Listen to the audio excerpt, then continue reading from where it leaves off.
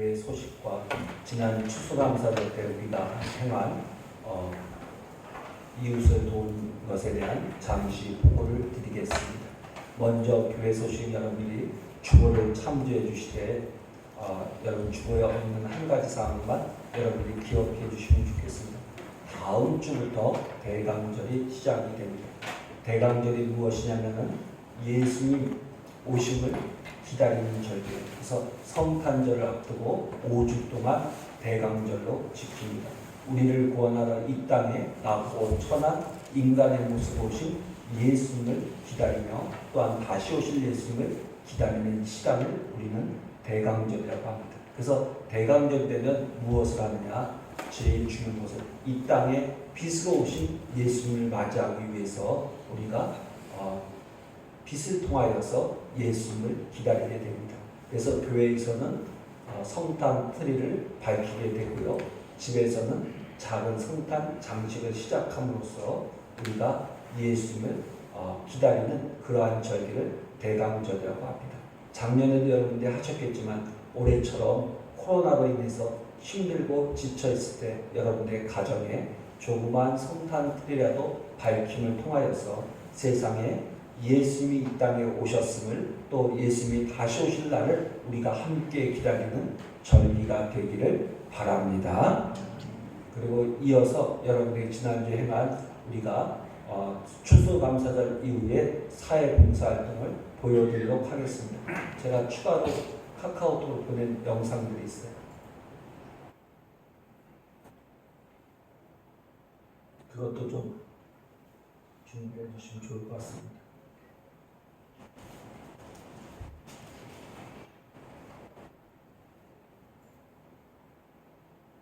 맨 마지막 것도 보여주시면 더 좋을 것 같아요. 맨 마지막 게 영상입니다.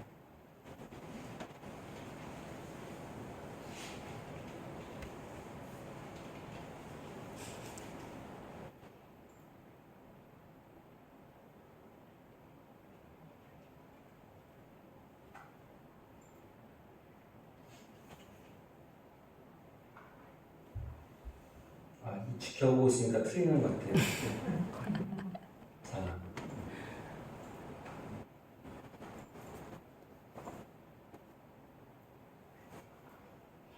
자, 그 맨 마지막 영상부터 좀 보여주시고요. 맨 마지막 영상은 우리가 도왔던 서해중앙교, 서해중앙교회의 상황이었습니다. 이 서해중앙교가 비가 많이 올 때마다 비가 셀 때 있어요.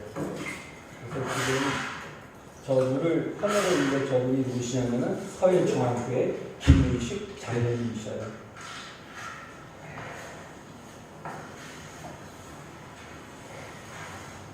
이 교회는 1층은 예배당이고 2층은 사택입니다.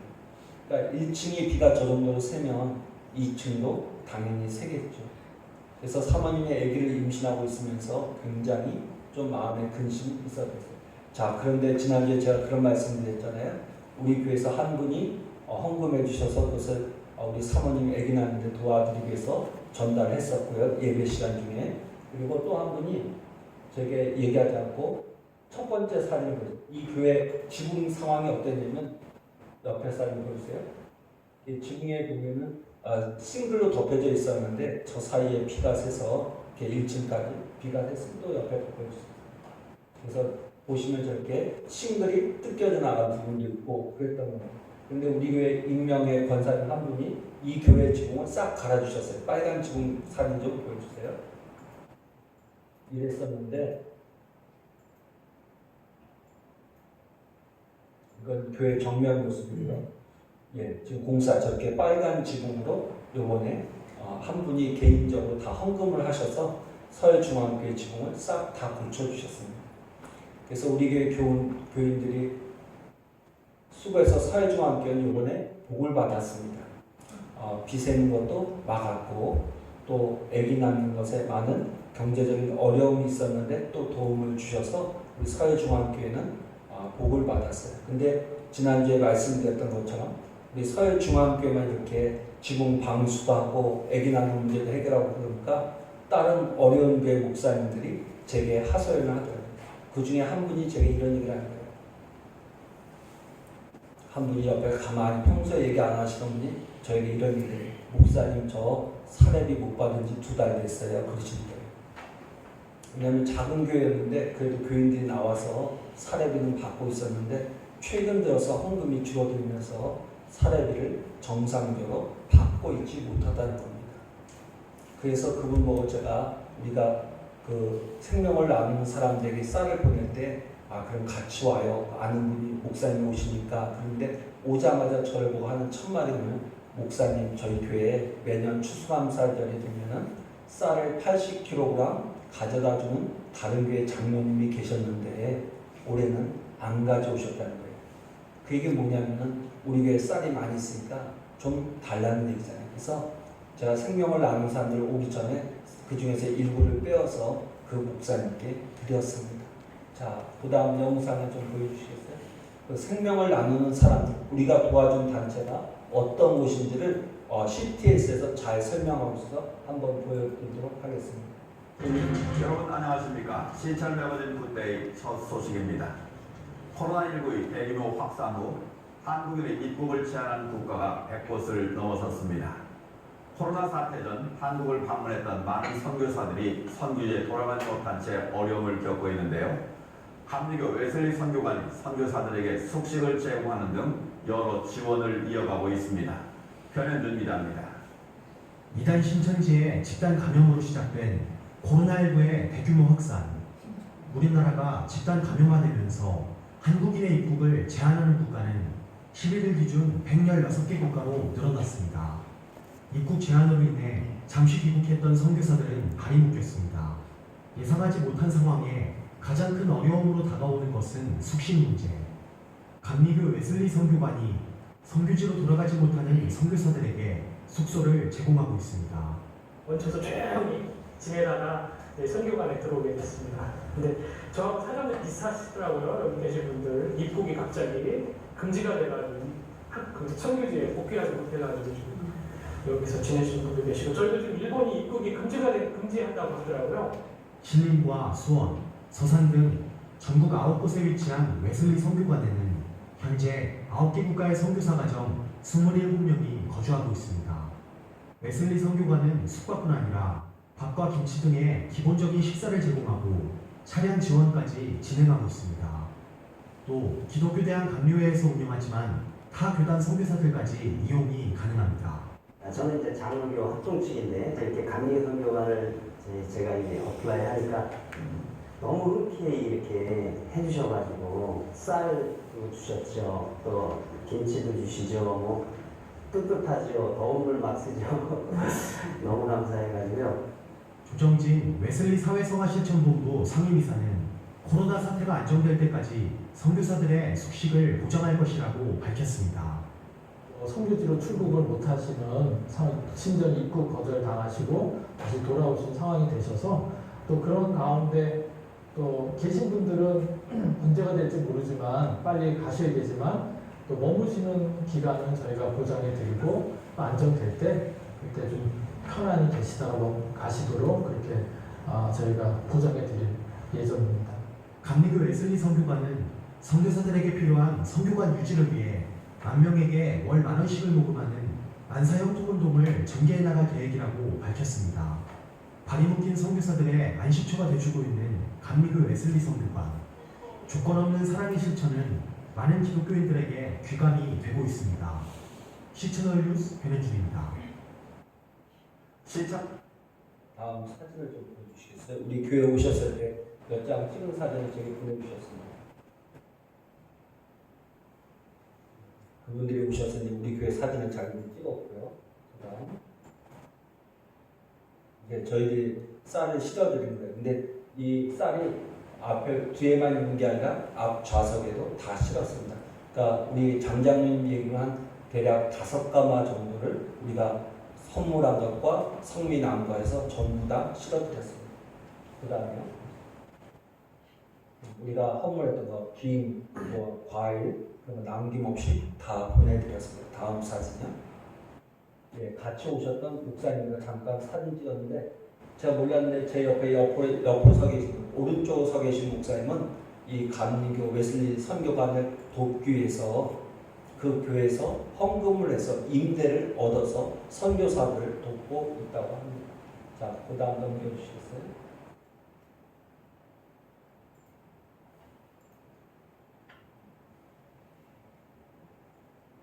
그래서 오신 분들 식사 대접.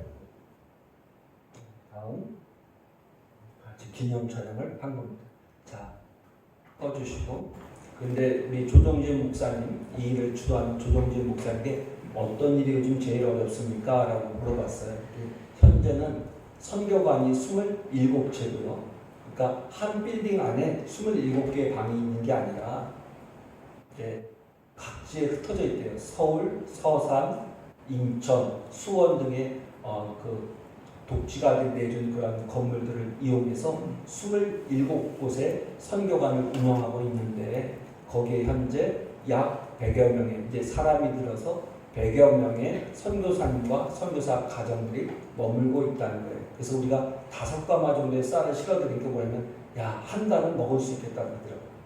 우리가 볼 때는 엄청난 양인데 식구가 100명이나 되다 보니까 한 달은 먹을 수 있을 것 같다. 저에게 그러더라고요. 그럼 뭐가 제일 어렵습니까? 그러니까 저희가 몰랐던 아주 중요한 얘기를 하나 해줘요. 요즘에 해외에서 간신히 비행기 티켓을 구해서 한국으로 돌아오는 선교사 가정들이 있다고 합니다. 그런데 우리나라에서요, 어떤 조건을 가냐면 우리나라에 입국하는 사람들 가운데 자가격리를 시키는데 자가격리의 조건이 뭐냐면은 부부라 할지라도 한 방에 머무면 안 된다는 거예요. 자가격리돼서. 물론 한 곳에서 같은 지역에서 입국한 부부는 예외로 하지만 혹시나 떨어져 지내다 함께 들어온 선교사들은 각각의 방, 자녀들과도 방을 같이 쓰지 말고 다 따로 쓰라는 거예요. 그러니까 이 선교관 입장에서는 굉장히 어려운 일이 생긴 겁니다. 전에는 한 가정이 들어오면 어떤 때는 큰 방이 하나 있는 그런 원룸을 내주면 되었었는데 이제는 그 사람 수에 맞춰서 방을 내어줘야지 자가격리의 원칙이 적용되는 거예요. 근데 그것을 안 할 수 없는 게 정부에서 이제는요, 이렇게 웨슬리 선교관에서 이런 일을 한다는 것을 알고 감사가 나온다는 거예요. 그래서 사람들을 그렇게 격리하고 있는지. 근데 조건이 또 뭐냐면은 방을 하나씩 준 것만이 아니라 화장실도 개별로 쓰게 해야 된다. 그래서 그렇게 하기에 너무 부담스러워서 어떤 방법을 취하냐면 혹시 한국에 부모님이 사는 분들이 계시면 부모님들을 선교관으로 보내고 그 집을 통째로 선교사님들 가정이 들어가서 살 수 있도록. 그러면 이제 요즘 아파트 같은 경우 한 20평 이상 되면은 화장실이 둘이잖아요. 그러니까 부부가 나눠 자고 자녀들도 나눠서 방을 쓰고 대신 부모님들은 홀로 된 부모님들은 집을 나와서 선교관에 있든지 아니면 모텔에 들어가서 지내고 있다고 해요. 그런 자가격리에 법령이 있어서 요즘에 선교사님들을 돕는데 굉장한 부담을 느낀다. 전에는 집 한 채를 빌리면 됐을 것을 이제는 한 채가 아니라 몇 배로 빌려드려야지만 그분들이 와서 거할 수가 있다. 이런 얘기를 하더라고요.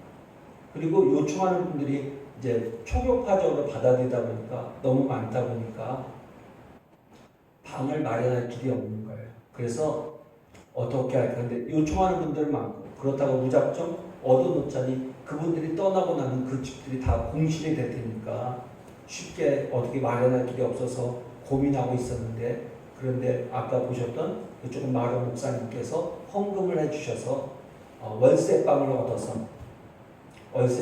얻어서 그 방을 임대해 주는 형태로 그렇게 지금 돕고 있다고 합니다. 제가 그 후배 목사님이면 그 얘기를 들으면서 어떤 생각을 갖게 되냐면은 우리가 생각하지 못하는 어려움을 겪고 있는 선교사님들을 아주 효과적으로 실질적으로 돕고 있다는 것을 깨닫게 됐어요. 근데 놀라운 것은 혼자 감당할 수 없는 일인데 그 선교관에 머물렀던 선교사님들이 이제 한국을 떠날 때는 어떻게 하냐면은 그분들이 한국에서 여러 교회를 방문하면서 자기들 선교부 갈 때마다 선교 후원금을 받은 게 있으면 가실 때 무료로 제공한 건데 가실 때 꼭 그냥 가지 아니하시고 자기가 받았던 선교 후원금 중에 일부를 떼어서 선교관 운영에 사용해달라고 헌금도 해주시고 또 자기가 한국에서 타던 차를 가지고 갈 수가 없잖아요. 그러니까 아예 통째로 그냥 선교관에 헌납해 주셔서 그러한 차량을 또 다음 선교사들에게 제공하고 있다고 합니다. 이번 추수감사절은 이 두 곳, 하나는 서해중앙교회와 또 하나는 생명을 나누는 사람들 웨슬리 사회선교관 센터에다가 우리가 전부 다 도와주었습니다. 우리가 헌금한 이 모든 것들이 아름답게 쓰여질 줄로 믿습니다. 여러분, 우리가 이렇게 어려운 부분들을 찾아서 찾고 도우려고 하는 중요한 이유가 있어요. 오늘 주일 아침에 나눴던 말씀을 여러분들 기억하세요. 서로 무엇하라? 사랑하라. 내 사랑 안에 거하라. 그러면 너희가 무엇이라고? 나의 친구가 되고 내가 나의 기쁨을 너에게 주리라고 약속하셨어요. 그 은혜를 누리기 위해서 우리 교회가 서로 사랑하는 일, 그 일에 앞장서기 위해서 우리 형편에 조금 지나치도록 돕고 있는 것이니까 여러분이 기도해 주시고 협력해 주시기를 바랍니다. 아멘. 여러분, 우리가 돕고 있는 일들이 어떻게 쓰여지고 있는지, 어떻게 되고 있는지를 여러분들에게 보고 드렸습니다. 여러분들의 헌신이 결코 헛되지 않게 아름답게 쓰여지고 있으니까 여러분들이 항상 기도하면서 이러한 기회가 주어졌을 때 우리 교회 온 성도들이 한마음 이웃을 돕는 데 앞장서는 교회가 되기를 바랍니다. 아멘. 오늘 저녁 말씀을 전하겠습니다. 오늘 말씀은 길게 나오지만 한마디로 말하면 솔로몬이 그의 자녀들에게 내 아내를 사랑하고 내 가정을 소중하게 여겨라, 음녀를 조심하라, 그러한 이야기를 들려주고 있는 말씀입니다. 여러분, 제가 서두에 말씀드렸던 것처럼 잠언을 시작하면서 잠언 1장부터 8장까지는 잠언의 서론입니다. 근데 솔로몬이 성경의 세 부분을 썼는데 첫째는 시편, 그 다음에 두 번째는 잠언, 그리고 세 번째는 전도서를 썼습니다. 그런데 솔로몬이 이 성경을 쓸 때에, 그 각각의 성경을 쓸 때에 그런 나이가 조금 틀려요. 시편은 아마도 솔로몬이 젊었을 때였을 것입니다. 그리고 잠언은 솔로몬의 인생의 후반전이었을 것입니다. 아무래도 자기의 자녀들에게 자기의 뒤를 이어서 나라를 다스려야 될 자녀들에게 교훈적으로 쓴 것으로 미뤄볼 때 솔로몬이 아마 어느덧 나이가 들어서 인생의 후반전이 되었고 이제 자기 자리에서 물러나야 될 때쯤이 된 때이고요. 그 다음에 전도서는 그가 이제 죽음을 눈앞에 두고 인생을 마무리해야 될 때 쓴 책이 전도서입니다. 자, 그런데 솔로몬이 자기가 부귀영화를 누리면서 인생을 살다가 이제 어느덧 인생의 후반전을 맞이하여서 자기가 왕위를 물려줘야 됐을 때 자기의 인생을 돌이켜볼 때 가장 자기에게 가책이 되는, 후회가 되는 일이 있었습니다. 자기 후회를 잘 표현하고 있는 말씀이 있는데 여러분 12절과 13절 말씀입니다. 5장 12절과 13절 말씀을 천천히 봉독하겠습니다. 말하기를 내가 어찌하여 훈계를 싫어하며 내 마음이 꾸준함을 가볍게 여기어 내 선생의 목소리를 청종하지 아니하며 나를 가르친 이에게 귀를 기울이지 아니하였던고.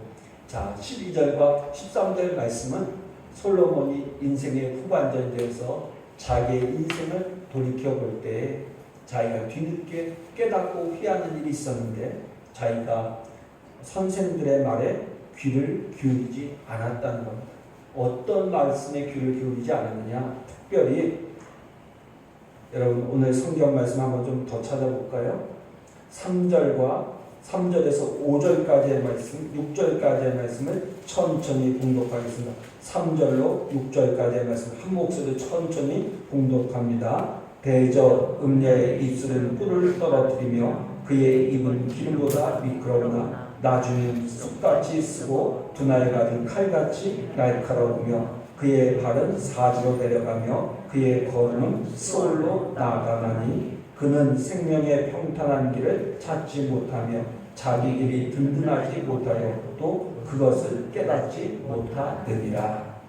자, 그런데 특별히 오늘 5장에서 솔로몬이 고백하고 있는 게 뭐냐면 자기 인생을 돌이켜볼 때 자기가 선생님들의 말씀을 듣지 않고 아버지의 말씀을 듣지 않았던 하나가 분명한 것인데 바로 그것은 음녀에 대한 너무 많은 탐심이었던 거예요.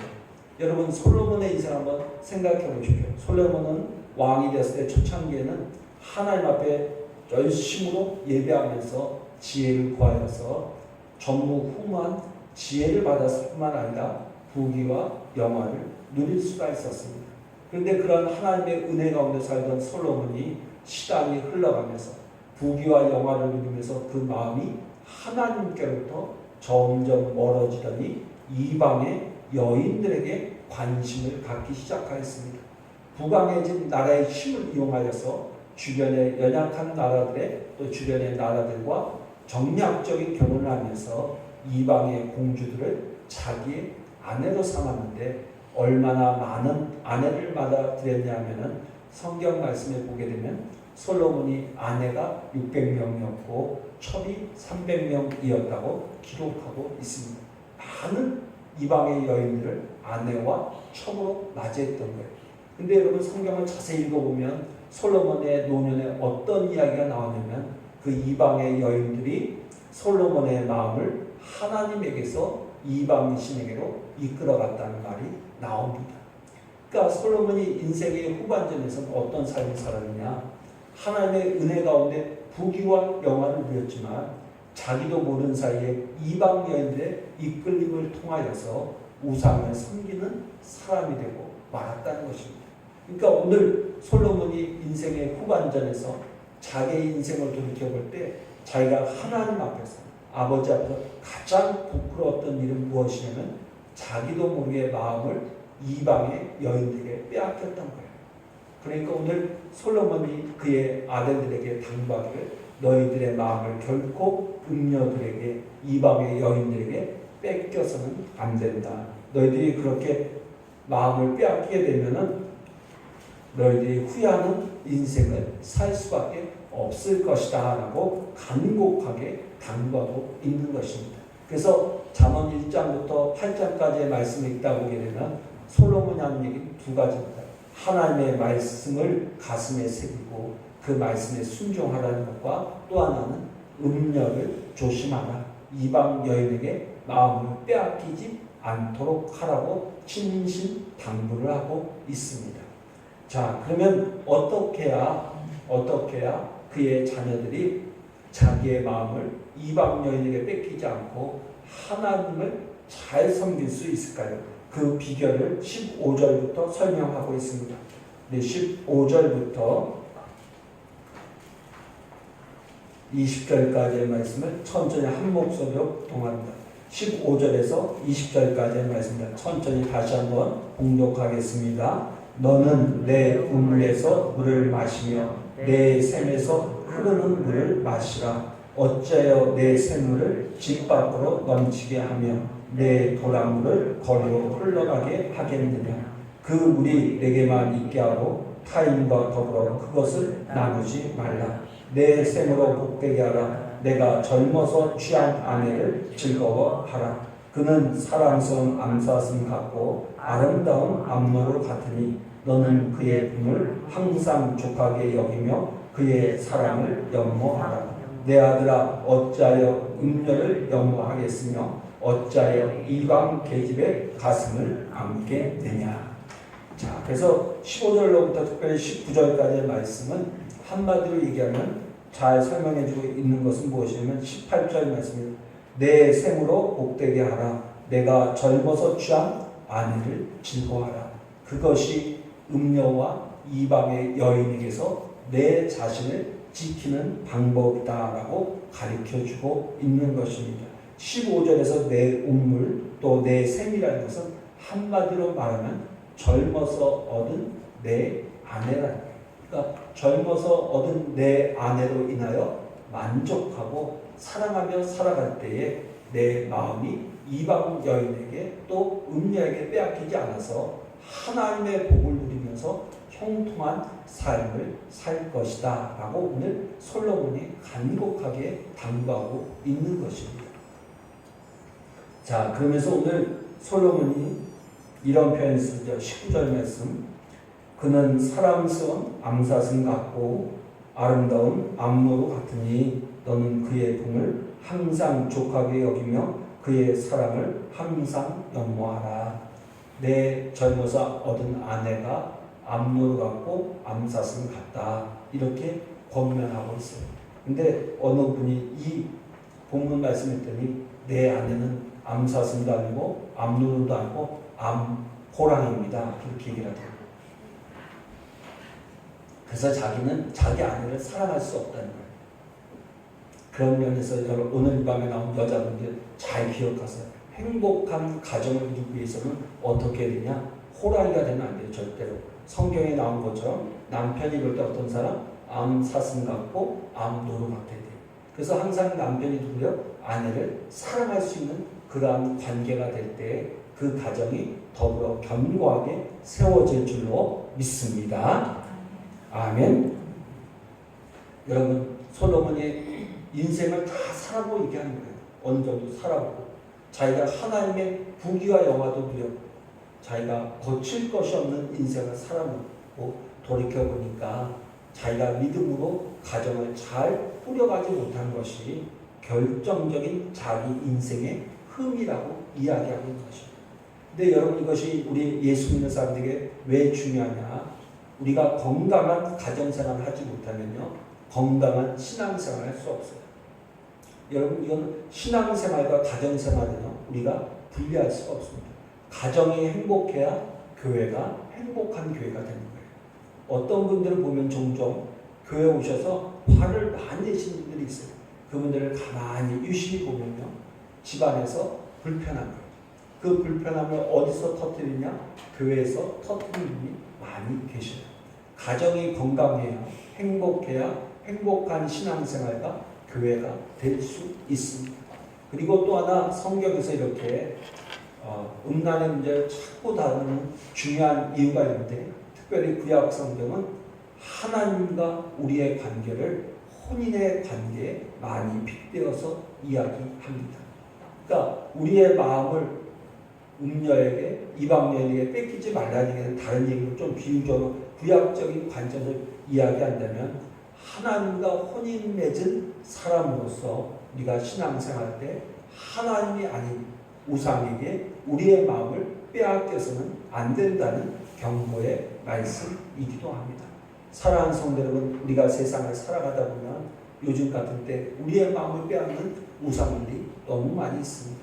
특별히 이렇게 코로나 전염병으로 경제가 어려워지고 우리의 삶이 어려워지다 보면 사람들의 마음이 하나님보다는 어디에 더 가겠습니까? 물질에 더 가겠죠. 또 하나 물질보다 더 많이 가는 건 요즘 같은 건강에 가게 되는 거예요. 그래서 내 건강을 지키기 위해서 하나님을 멀리하는 사람들도 생기고요. 또 물질을 더 많이 얻기 위해서 요즘 같은 때 더 많이 얻기 위해서 하나님보다 물질을 더 많이 의지할 수 있는 경우가 생기는데 이런 행위들을 성경 가리켜서 뭐라고 하냐면 하나님 앞에 음란을 저지른 것이다 라고 책망하고 있는 것입니다. 오늘 솔로몬이 그의 아들들에게 이러한 당부하는 중요한 이유는 너의 마음들을 지켜서 하나님만을 잘 섬기고 하나님의 말씀대로 살아가야 된다는 권면의 말씀을 들려주고 있는 것입니다. 사랑하는 성도 여러분, 오늘 이 밤에 달려나온 사랑하는 성도 여러분, 오늘 말씀을 잘 기억하셔야 돼요. 하나님께서 우리에게 허락하신 가정을 귀하게 여기고 내 배우자를 사랑하면서 살아갈 때에 하나님의 복이 우리의 가정에서 넘치게 될 줄로 믿습니다. 기도하겠습니다.